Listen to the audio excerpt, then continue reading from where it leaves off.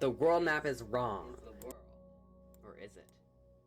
Well, this is the most common map projection, which we see all the time nowadays, but it does not show size as well as it shows distance. In fact, let's just take a random country in Africa, South Africa, for example, which does not seem that large. I mean, but if you drag it up to the United States, you will clearly see that it would stretch from Oklahoma to Michigan. Even more crazily, if you put it all the way up at Greenland, it's basically half the size of Greenland. But when we see it down here at the bottom of the globe, we don't think that. We think it's tiny in comparison to Greenland. We think Greenland's bigger than Africa.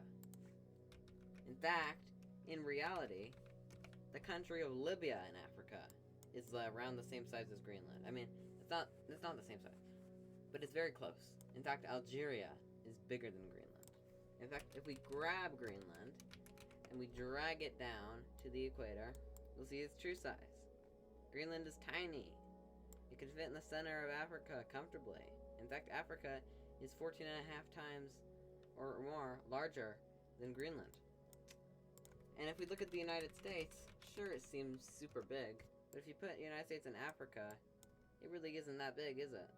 It could fit comfortably into the middle of the Sahara, only spanning from Morocco to Egypt. And Russia isn't even that big either. Now, even ignoring the faults with this map projection, there are still countries that are very disproportionate to what we think. For example, if we take one of the smallest states, Rhode Island, which we may think is like the size of a small country in Africa, and we drag it over to Europe, you could fit like 20 of these inside Bosnia. It's smaller than Montenegro.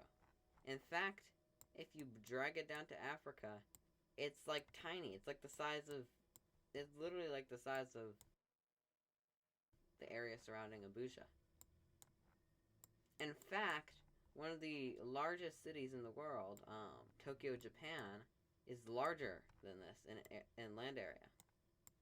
The greater area of Tokyo is larger than Rhode Island. Now let's take another example that may be surprising. Texas is not as large as we think. In fact, it's like the size of Venezuela. Now, sure, it's pretty big, especially when you put it in Europe, being bigger than like a country like Germany, for example. Still not the biggest, though. When you drag it into Africa, if it's comfortably within the DRC, if it's comfortably within Nigeria, and pretty much every single country in Africa, except for like some of the small ones. But even these small ones, which we may think are absolutely tiny, are not even that tiny. If we take Malawi, for example, which we probably think is just like the size of, probably like the size of Georgia in length. No, it would stretch all the way from the coast of Florida all the way up to Kentucky, which is crazy to think about because that's not how we picture it at all. Malawi's a lot bigger than we think. It's like the size of California from bottom to top. And if we take some of the states, like South Carolina, for example, we'll find out how much smaller they actually are than what we'd think. In fact, without looking, I can assume that this is like the size of Oman, right? But when you actually drag it over to Oman, it's tiny in comparison to Oman. It's like smaller than the United Arab Emirates. And so I find this tool, thetruesize.com, to be very useful for comparing things. I think one of the best examples, though, is like Sweden, for example. Sweden looks bigger than Ukraine. It's less than half the size of Ukraine. You drag Sweden to Africa, it's absolutely freaking tiny.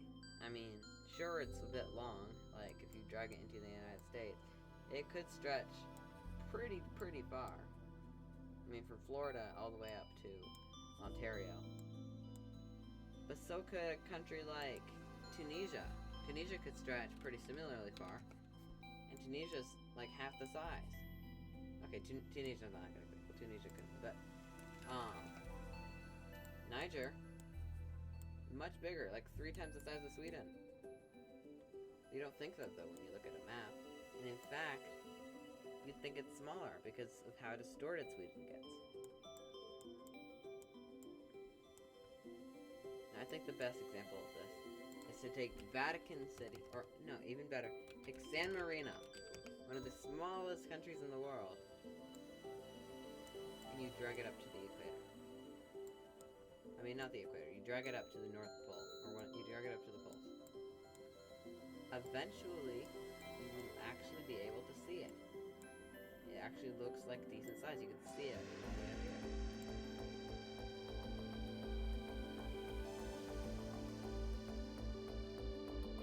And in reality, you couldn't see it if it was on the equator. It's smaller than a village.